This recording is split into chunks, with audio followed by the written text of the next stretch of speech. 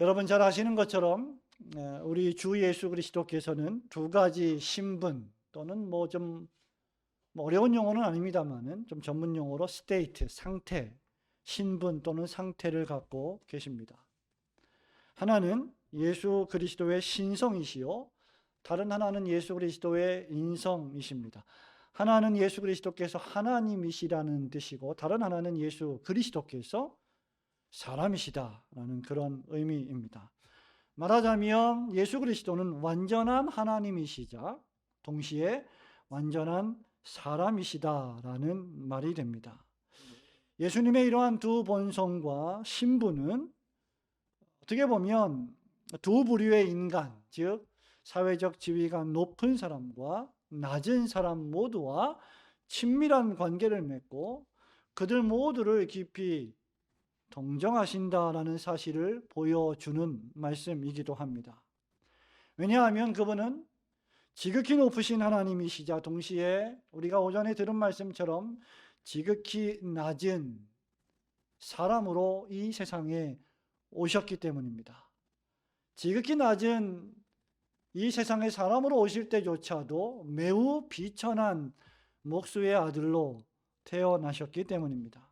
우리는 오전에 목수의 아들과 같은 낮은 신분으로 이 세상에 오신 예수님, 또 그분이 살아가신 삶, 그리고 그분을 대하는 사람들의 일반적인 태도에 대하여 생각해 보았습니다.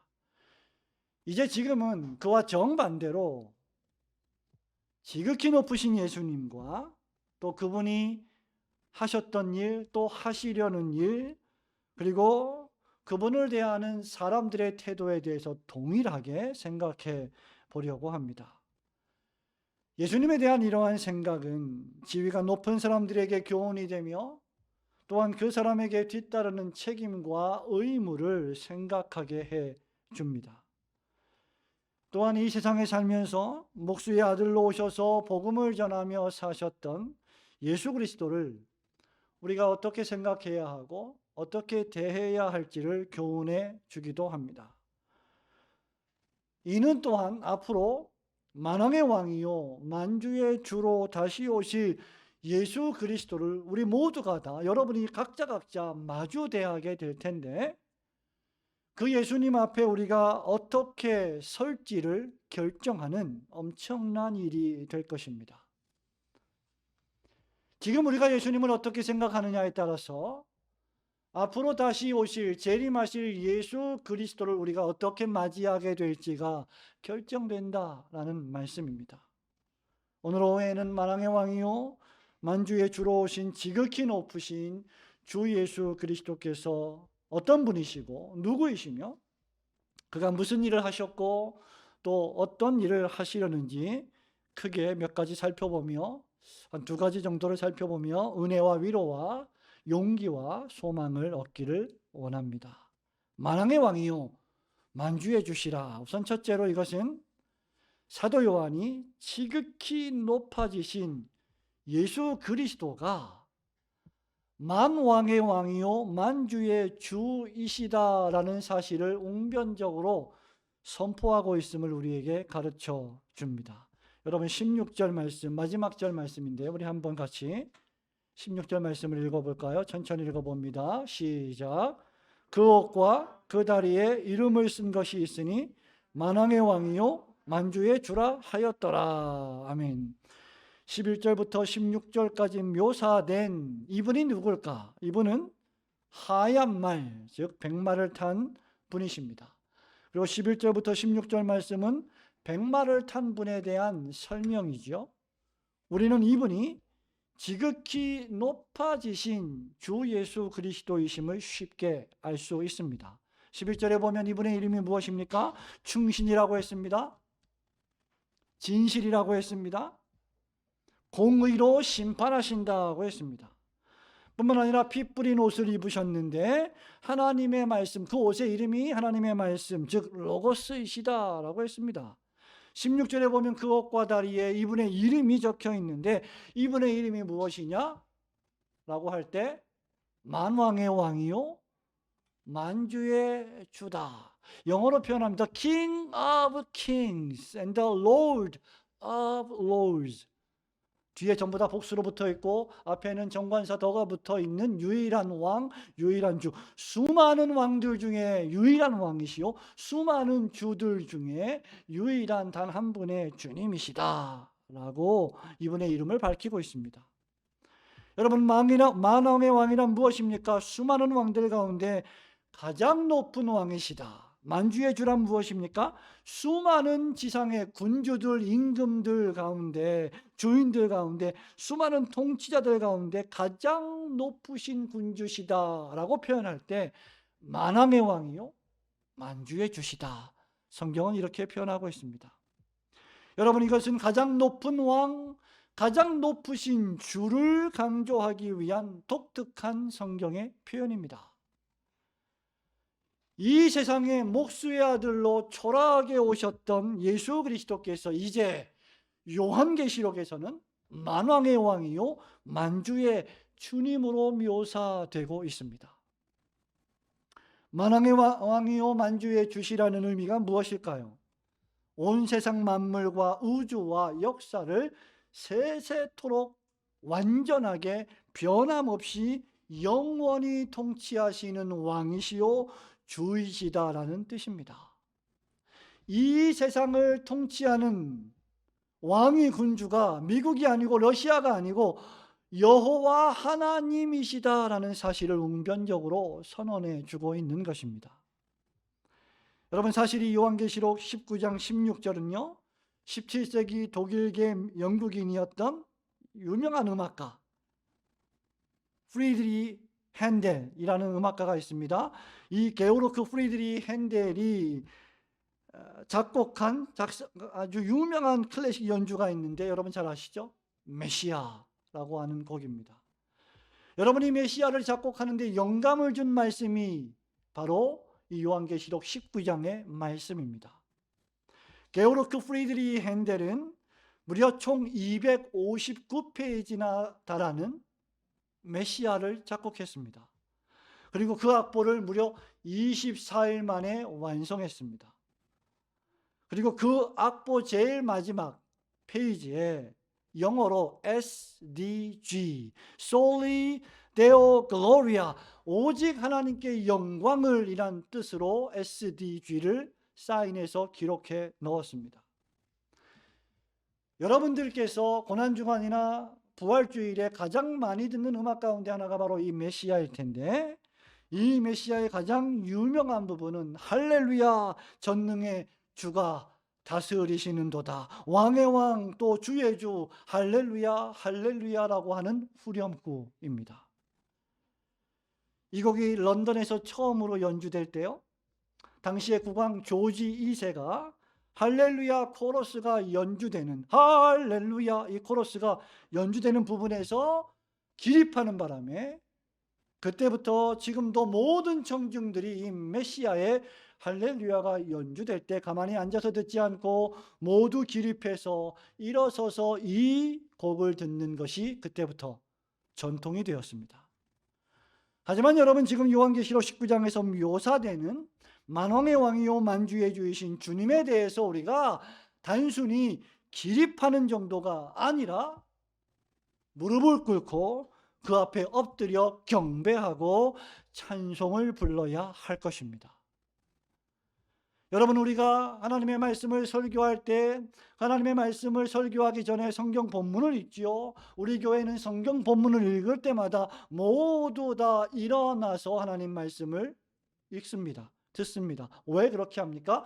종교개혁의 전통을 따라서 하나님께서 우리에게 말씀하실 때, 하나님께서 우리에게 주실 말씀을 우리가 읽을 때 그냥 앉아서 읽을 수 없고 일어나서 기립하여 존경과 두려움과 경외의 표현으로 받아야 한다는 의미에서 종교개혁의 전통이 시작이 된 것입니다. 실제로 19장 6절 말씀은요, 하늘에서 울려 퍼지고 있는 코러스인 할렐루야 송을 기록하고 있습니다. 사도 요한은 허다한 무리의 음성과도 같고 많은 물소리와도 같고 큰 천둥번개 우레소리와도 같은 소리를 들었습니다. 그 소리의 내용이 무엇입니까? 여러분, 19장 6절 말씀을 우리 보십시오. 또 내가 들으니 허다한 무리의 음성과도 같고 많은 물소리와도 같고 큰 우레소리와도 같은 소리로 이르되, 그 다음 읽어볼까요? 시작. 할렐루야, 주 우리 하나님 곧 전능하신 이가 통치하시도다. 여러분, 여기서도 우리 주님을 하나님 곧 전능하신 이로 선포하고 있습니다.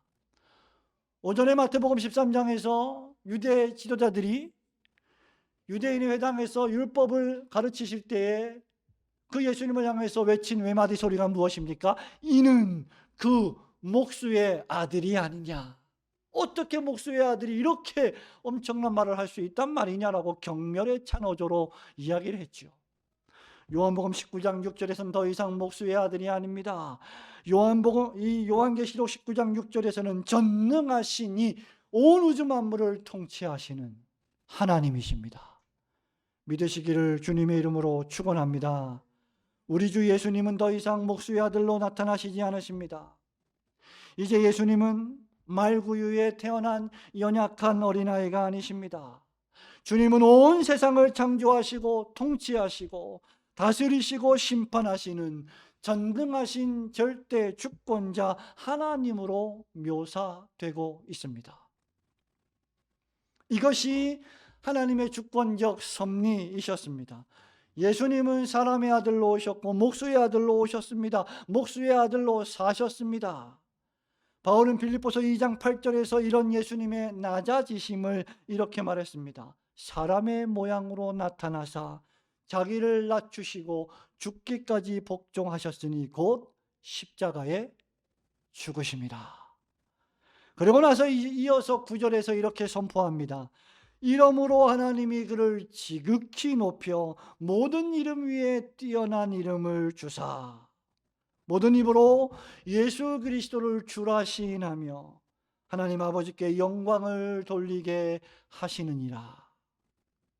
죄인들을 구원하시기 위하여 스스로 자원하여 기꺼이 사람의 몸을 입고 낮아지신 주 예수 그리스도를 이제 하나님 아버지께서는 지극히 높이셔서, 가장 높이셔서 더 이상 높아질 수 없을 곳까지 높게 만드셔서 모든 이름 위에 뛰어난 이름을 주셨는데 그 이름이 바로 만왕의 왕이요 만주의 주이십니다.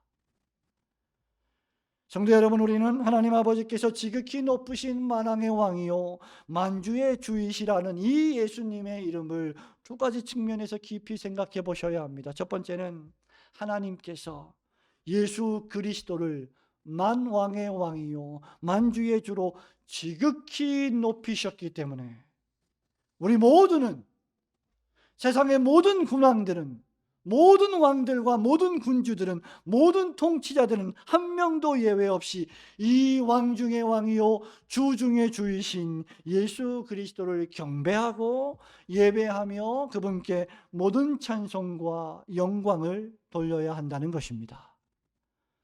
두 번째는 우리를 높이고 낮추시는 분이 전능하신 주 하나님이심을 깨닫고 바로 스스로 낮아지셨고 그 결과 하나님 아버지께서 높아지게 만드셨던 이 겸손하신 주님의 모습을 닮으며 겸손히 주님이 맡기신 사명을 감당해야 한다는 것입니다. 시편 75편 7절에서 시인 아삽은 이렇게 말합니다. 오직 재판장이신 하나님이 이를 낮추시고 저를 높이시느니라.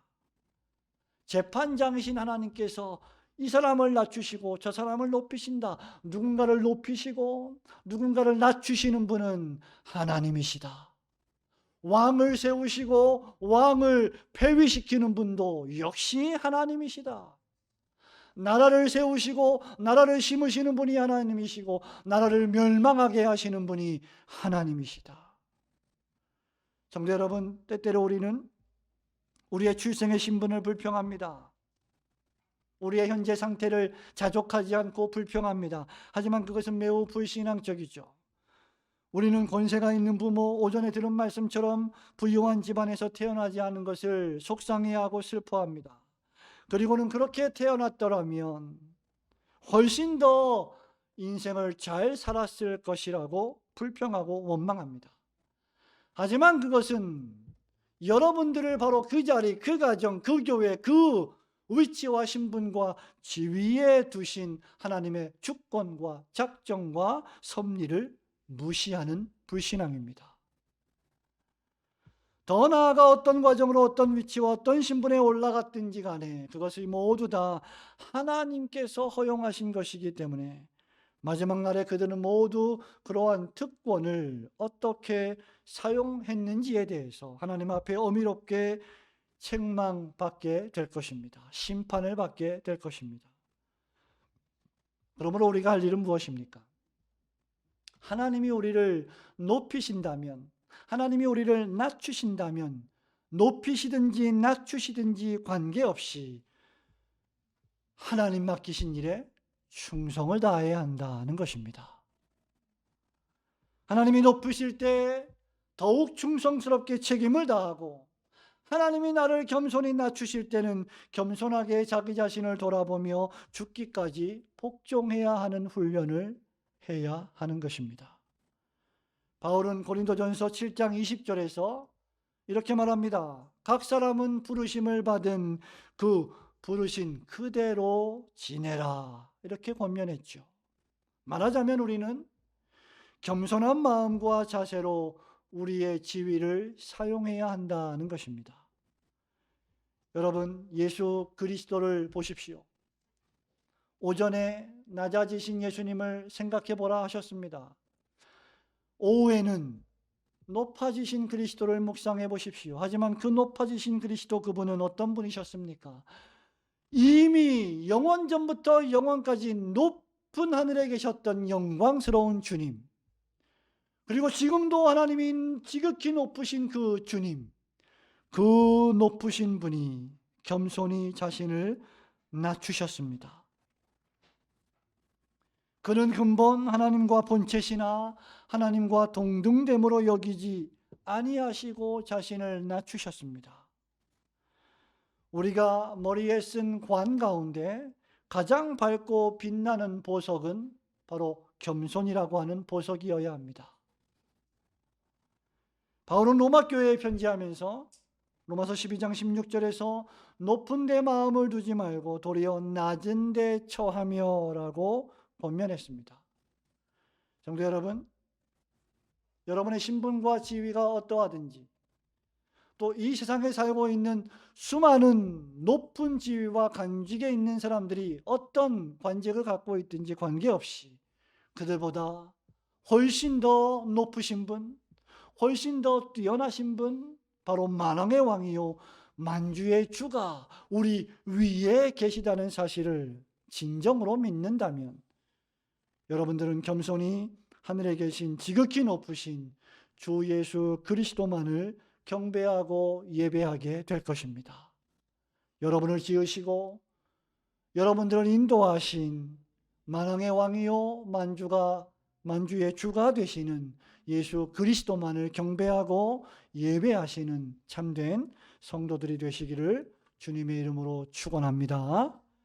만왕의 왕이요 만주의 주, 이것은 두 번째로 무슨 의미를 담고 있습니까? 만왕의 왕이요 만주의 주이신 지극히 높으신 예수 그리스도께서 마지막 날에 어린 양의 혼인잔치를 벌이시고 참된 신자들을 그 잔치에 초청하고 계신다. 그 초청의 주인이 바로 예수 그리스도 만왕의 왕 만주의 주이시다 라고 하는 사실입니다. 여러분 14절과 15절 말씀을 함께 읽어보겠습니다. 14절 시작. 하늘에 있는 군대들이 희고 깨끗한 백마를 타고 그를 따르더라. 그의 입에서 예리한 검이 나오니 그것으로 만국을 치겠고 친히 그들을 철장으로 다스리며 또 친히 하나님 곧 전능하신 이의 맹렬한 진노의 포도주 틀을 밟겠고. 아멘. 그 옷과 다리에 이름을 쓴 것이 있으니 만왕의 왕이요 만주의 주라 하였더라 라고 기록하고 있습니다. 여러분, 우리가 방금 읽은 말씀은 주 예수 그리스도께서 마지막 날에 하실 심판에 관한 말씀입니다. 지극히 높으신 만왕의 왕 만주의 주가 되시는 예수 그리스도의 입에서 나오는 예리한 칼로 만국을 치겠고 철장으로 다스리시며 맹렬한 진노의 포도주 틀을 밟을 것이다 라고 예언하고 있습니다. 그런데 놀랍게도 여러분 17절 말씀에 가면 이런 무시무시한 예수 그리스도의 심판을 뭐라고 부르느냐, 그 심판의 날을 뭐라고 부르느냐라고 할 때 하나님의 큰 잔치다 이렇게 묘사하고 있습니다. 사실 요한계시록 19장의 제목이 무엇입니까 여러분? 요한계시록 19장을 보시면 어린 양의 혼인잔치입니다. 요한계시록 19장의 주제는 혼인잔치예요. 어린 양이 신랑 되셔서 신부된 모든 교회와 성도들을 초청하여 벌이는 축제의 잔치입니다. 여기 잔치라고 번역된 헬라어는 상다리가 부러지도록 정말 맛난 음식들을 정말 많이 차려놓은 진수성찬이 차려진 엄청난 만찬을 의미합니다. 그냥 간단한 한 끼 식사 정도가 아닙니다. 여러분이 듣도 보도 못한 어마어마한 진수성찬이 펼쳐져 있는 만찬을 뜻합니다. 그런데 이 만찬이 하나는 9절에서 어린 양의 혼인잔치로 기록되었고 17절에서는 하나님의 큰 잔치로 사용되었습니다. 마지막 날에 주님이 재림하실 때 동일한 잔치가 열리는데 그 하나는 큰 기쁨과 즐거움이 넘치는 어린 양의 혼인잔치이며 동시에 그리고 이 잔치의 또 다른 국면은 맹렬한 진노의 포도주 틀을 밟는 심판의 잔치가 될 것입니다. 그리고 이 두 잔치의 주체자는 다름 아닌 하나님이 지극히 높이신 만왕의 왕이요 만주의 주가 되실 것입니다. 여러분, 우선 주님의 심판으로서의 하나님의 큰 잔치를 살펴보겠습니다. 저는 이 심판의 잔치를 길게 설명하려 하지 않을 것입니다. 우리가 정말 주목해야 할 것은 어린 양의 혼인잔치이기 때문입니다. 그리고 이 어린 양의 혼인잔치에 하나님께서 우리 모두를 초청하고 계시기 때문입니다. 아무도 맹렬한 진노의 포도주 틀을 밟는 심판의 잔치에 참여하고 싶은 교인들은 없을 것입니다. 그러나 하나님의 큰 심판의 잔치가 무엇인지 알아야 이 어린 양의 잔치가 얼마나 더 가치 있고 복되고 기쁘고 즐거운 것인지를 깨달을 수 있기 때문에 잠시 이 심판의 잔치를 보려고 합니다. 이 심판으로서 하나님의 큰 잔치에 초대받는 자는 누굴까? 사람이 아닙니다. 여러분, 이 심판의 잔치에 천사가 초청하는 이들은 누구입니까? 바로 새들입니다. 17절을 보십시오. 또 내가 보니 한 천사가 태양 안에 서서 공중에 나는 모든 새를 향하여 큰 음성으로 외쳐 이르되 와서 하나님의 큰 잔치에 모여. 여러분, 한 천사가 새들에게 명령합니다. 이 잔치에 모여라. 왕들과 장군들과 장사들과 말들과 말탄 자들의 살을 쪼아 먹으라 라고 외칩니다. 무시무시한 장면이 아닙니까? 그러자 이루셀 수 없는 수백 수천만 마리의 새가 동서남북에서 사방에서 날아와 그들을 먹어 치웁니다. 지옥의 묵시록이나 여러분 영화 좋아하시는 분들은 좀비 영화에서나 볼 법한 장면이 요한계시록 19장에 기록이 되어 있는 것이죠. 기괴한 장면입니다. 새들이 날아와서 왕들을, 장군들을, 말들을, 말탄 자들을 쪼아먹는다. 이 땅에 살면서 우상을 숭배하게 했던 거짓 선지자들과 우상 숭배자들과 예수 그리스도의 복음에 순종하지 않고 그리스도의 복음과 그 복음을 전한 자들을 핍박하고 반대했던 이 세상을 살아가면서 자기 배만 불리며 살았던 모든 불신앙적이며 모든 불경건한 자들이 심판을 당할 것입니다. 그 대표적인 존재가 바로 요한계시록 18장의 바벨론 제국이었습니다. 무너졌도다 무너졌도다 큰 성 바벨론이요. 그리고 나서 어린 양의 혼인잔치가 19장에 기록이 되는 것이죠. 여러분, 요한계시록 18장을 펼쳐보실까요? 2절 말씀을 한번 힘찬 음성으로 읽어보겠습니다. 시작. 힘찬 음성으로 외쳐 이르되 무너졌도다 무너졌도다 큰 성 바벨론이여, 귀신의 처소와 각종 더러운 영이 모이는 곳과 각종 더럽고 가증한 새들이 모이는 곳이 되었도다. 각종 가증한 새들이 모이는 곳이 되었도다. 하나님은 만왕의 왕이요 만주의 주이신 주 예수 그리스도를 앞세우셔서 짐승에게 절하고 숭배했던 모든 악인들을 새들이 먹게 하시며 심판하시고 지옥불에 던지실 것입니다. 이 얼마나 무시무시한 심판의 잔치입니까? 그런데 여러분, 여기 또 다른 잔치가 있습니다. 이 잔치, 이 파티, 어떤 잔치입니까? 악인들과 복음에 순종치 않은 자들과 자기만족과 쾌락을 위하여 인생을 낭비했던 자들을 심판하시는 잔치와는 달리, 여기 어린 양의 혼인잔치는 심판의 잔치에는 없는 세 가지가 있습니다. 어린 양의 혼인잔치의 특징 세 가지는 무엇입니까? 할렐루야와 아멘과 복입니다. 한번 따라해 보실까요? 할렐루야.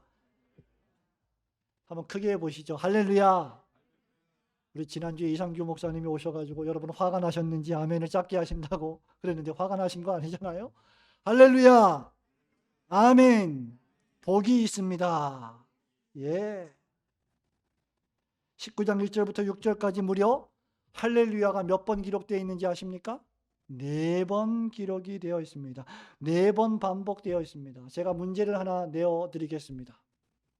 신약 성경에, 구약 성경 말고 신약 성경에 할렐루야가 총 몇 번 기록되어 있는지 아십니까? 갑자기? 몇 번? 예. 이런 거를 참 연구하시는 분들은 대단한 것 같아요. 성경을 다 찾아보고, 요즘은 기기들이 좋아서 성경 앱을 이렇게 쳐서 단어들을 검색해 보면 또 많이 나오잖아요. 근데 그렇게 해도 안 나오는 단어들이 있죠. 근데 신학자들이 전문적으로 이런 걸 또 연구하는 겁니다. 놀랍게도 신약 성경에 할렐루야라는 단어가 총 4번 나옵니다. 근데 요한계시록에만 19장에서 4번이 나옵니다. 말하자면 이 어린 양의 혼인잔치는 할렐루야의 잔치다.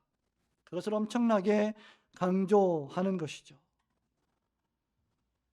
여러분, 할렐루야는 노래입니다. 이 잔치에는 노래가 있는 잔치다 이 말이죠. 찬양의 노래 말이죠.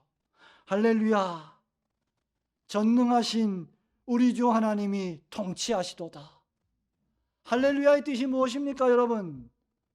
주의 이름을 찬양합니다. 주의 이름께 영광을 돌립니다. 라는 노래가 아닙니까? 여러분, 언제 노래를 흥얼거리십니까? 대부분? 슬플 때? 아니고, 슬플 때 노래 부르는 건 가끔이죠. 장례식장에 가서 우리가 기쁜 노래 부를 수 없잖아요. 그죠? 슬픈 노래는 장례식장 가서 부릅니다. 가끔. 그러나 자주 우리가 노래를 부르는 건 기쁠 때예요. 기쁘면 흥얼거립니다. 우리 아이들요, 신나면요, 노래를 부르지 말라고 해도 막 흥얼거리죠. 그죠? 아까 우리 목양실에서 우리 교회 제일 나이 어린 신자 이로이 양이 아빠하고 같이 이렇게 있는데 제가 커피를 좀 내려서 우리 성도들 대접을 했습니다. 그런데 그 아빠가 로이에게 커피 향기를 다 이렇게 음미하게 해주는데 그 표정이 세상 만족한 표정이에요. 커피 향을, 이게 표정이 참, 제가 참 이게 흉내가 안 되네요. 상상할 수 없는 행복한 표정을 짓더라고요.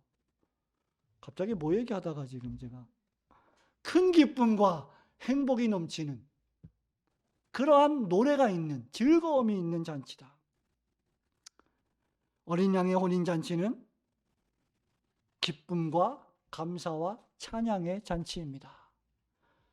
그래서 7절에 보면요, 하늘에 할렐루야 찬양대가 있어요. 할렐루야 찬양대가 이렇게 노래하는 겁니다. 우리가 즐거워하자, 크게 기뻐하자, 그에게 영원한 영광을 돌리자.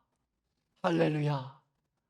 큰 기쁨과 행복과 즐거움이 넘치는 유쾌한 잔치입니다.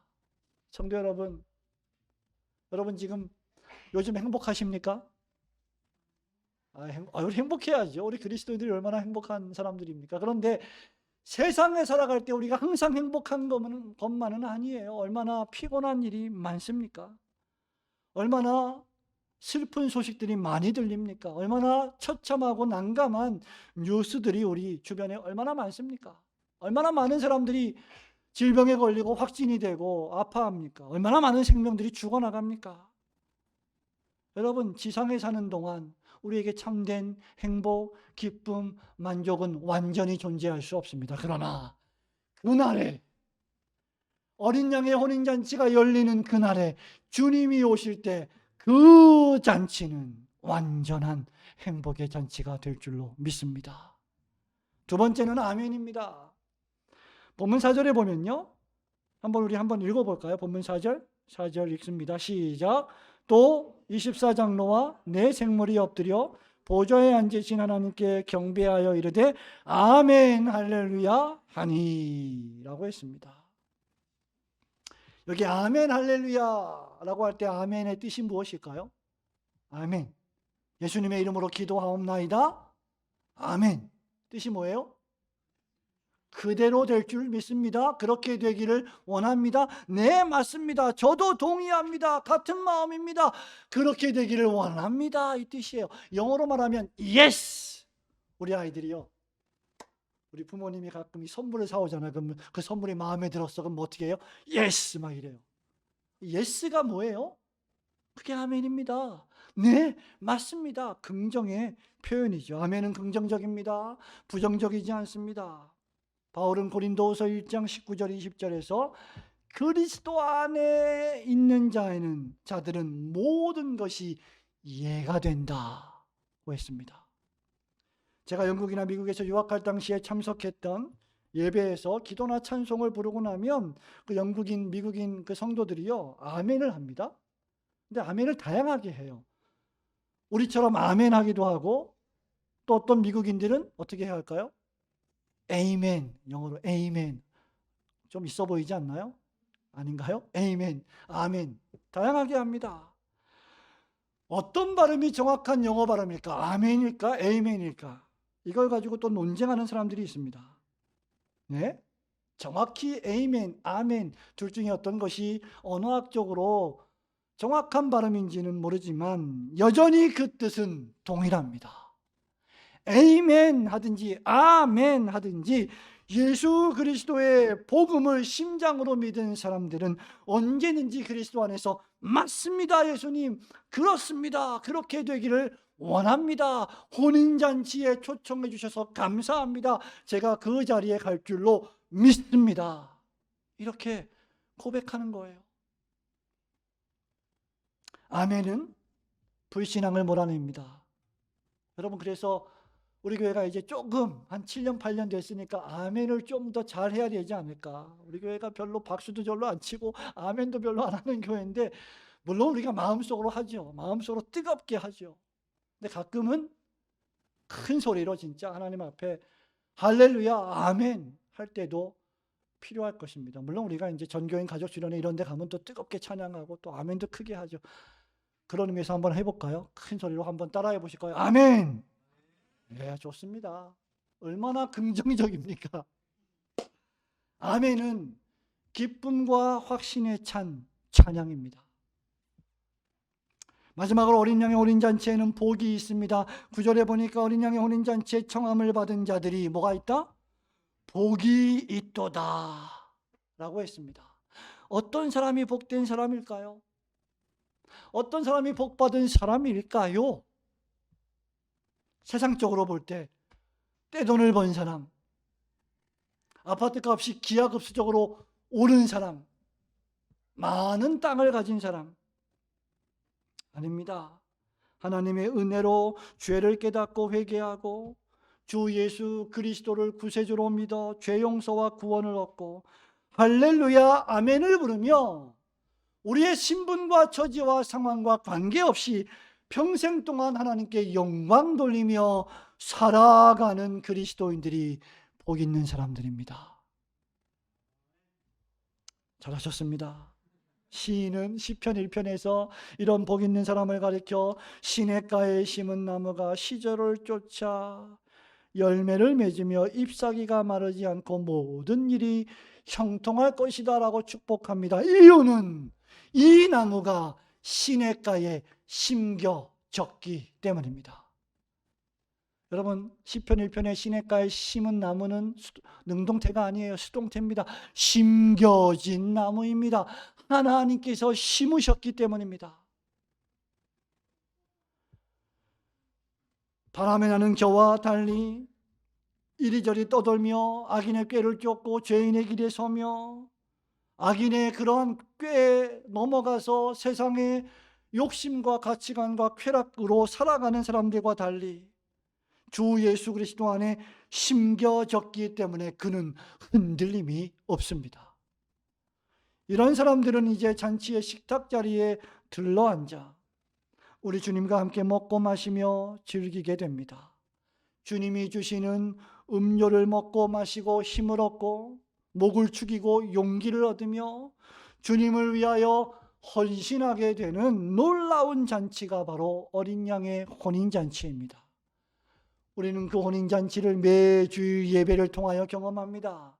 완전하진 않지만 예배를 통하여, 말씀을 통하여, 기도를 통하여, 성찬을 통하여, 세례를 통하여 우리는 그 혼인잔치를 조금 미리 맛보는 것입니다.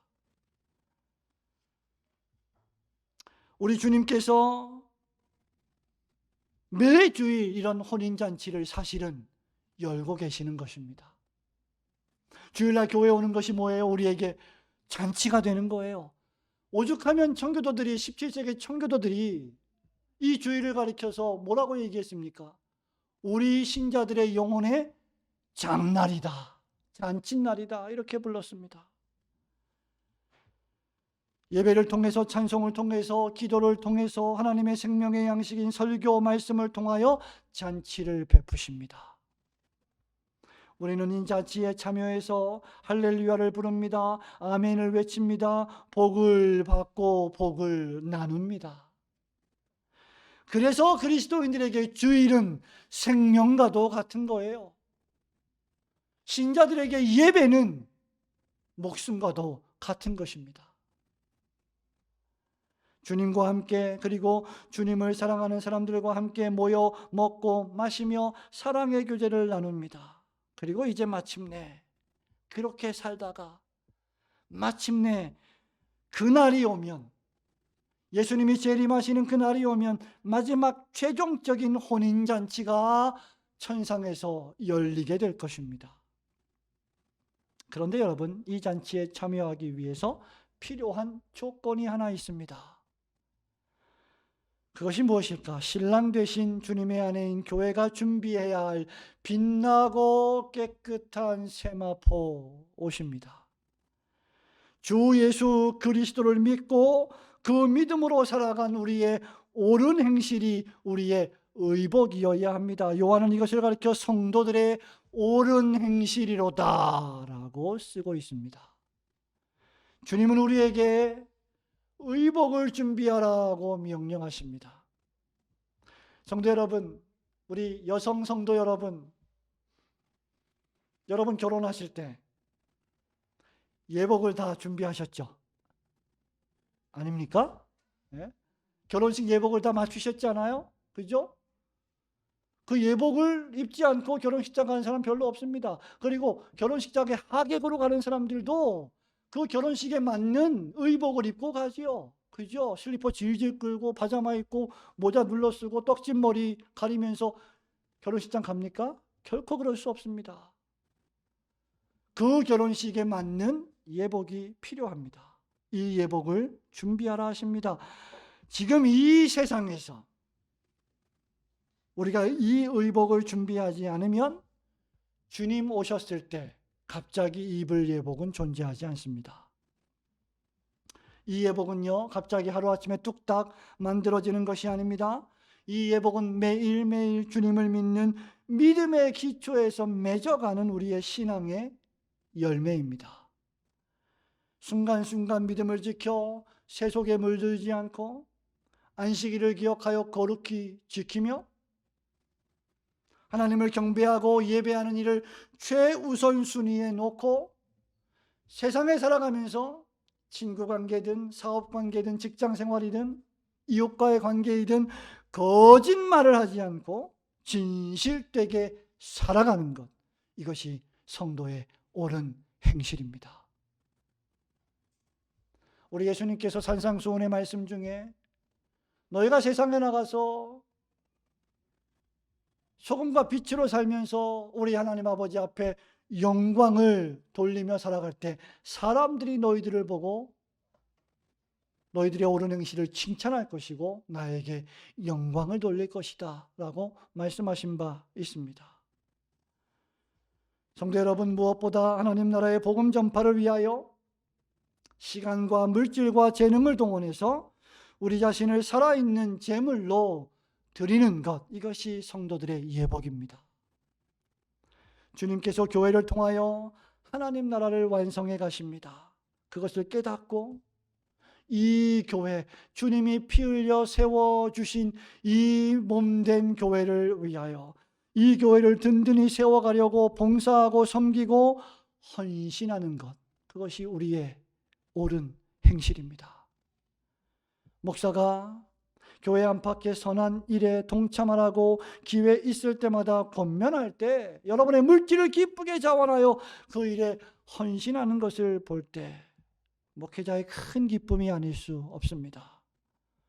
여러분의 헌신으로 귀한 목회자 후보생들을 위로하고 격려할 수 있으니 얼마나 큰 기쁨입니까? 여러분들의 헌금으로 우리 노회에 소속된 선교사님들에게 물질을 보낼 수 있으니 얼마나 큰 행복과 기쁨입니까? 예수님은 마태복음 11장 29절에서 나는 마음이 온유하다 겸손하다 나의 멍에를 메고 내게 배우라고 하셨습니다. 예수님은 하나님 아버지와 동등하신 분이시지만 자기를 낮추고 십자가에서 죽기까지 순종하시고 복종하셨습니다. 그리스도께서 그렇게 자신을 낮추시고 생명을 버리시기까지 하신 일은 바로 저와 여러분과 같은 죄인을 구원하시기 위함이었습니다. 예수님은 사람을 유익하게 하시고 하나님을 영화롭게 하는 일에 자신의 신분을 사용하셨습니다. 그렇다면 우리는 얼마나 더 우리의 모든 것을 다 동원하여 다른 사람의 구원과 유익을 위하여 사용해야 하겠습니까?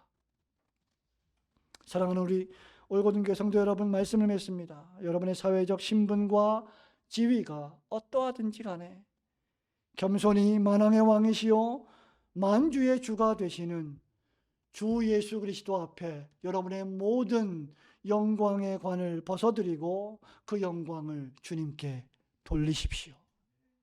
온 세상 사람들에게 어린 양의 혼인잔치가 있다 증언하시고 그 잔치 자리에 초대하시기 바랍니다. 그 초청을 거절하는 모든 사람들에게 하나님의 무시무시한 심판의 자리에 초대받게 될 것을 경고하십시오. 여러분의 사회적 신분과 지위가 높든지 낮든지 관계없이 하나님께서 우리에게 입혀주신 빛나고 깨끗한 세마포 옷을 입고 죄와 악으로 가득 찬, 거짓말과 위선으로 가득 찬 이 부패하고 타락한 세상을 경건하고 거룩하게 살아가시면서 하나님 나라의 복음 전파를 위해 달려가시기 바랍니다.